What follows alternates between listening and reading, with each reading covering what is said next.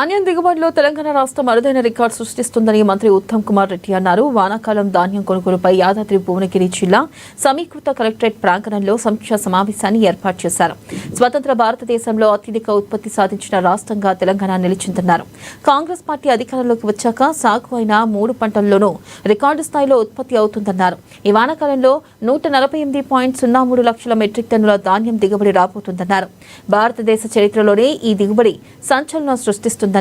ముఖ్యమంత్రి రేవంత్ రెడ్డి, ఉప ముఖ్యమంత్రి మల్లుబట్టి విక్రమార్కల సారథ్యంలో రాష్ట్ర అభివృద్ధి చెందుతుందని వ్యాఖ్యానించారు.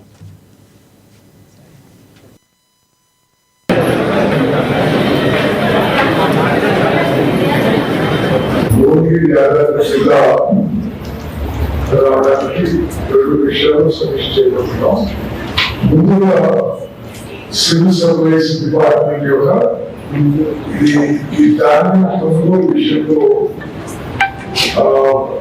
జిల్లాలో ప్రిపేర్నెస్ ఏ విధంగా రెడీ అయ్యారు ధాన్యం కొనుగోలు విషయంగా రివ్యూ చేయబోతున్నాం. ఇది పూర్తయిన తర్వాత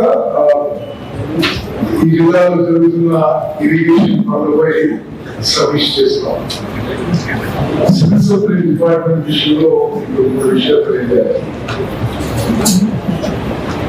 భారతదేశం స్వాతంత్రం వచ్చిన తర్వాత జనాభాలో 85% జనాభాలో 85% కడుపు నిండా మంచి క్వాలిటీ 6 కిలోల సన్నది వచ్చే మొదటి ప్రభుత్వం ఈ రోజు తెలంగాణలో కాంగ్రెస్ అంటే అంతకుముందు దొరికి వచ్చేది కోర్స్ గ్రేడ్స్.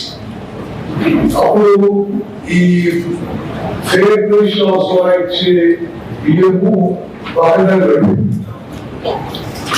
ఆనాడు 10,600 కోట్లు ఖర్చు పెట్టేది. దీని మీద ఈ రాష్ట్రం బియ్యం మీద మేము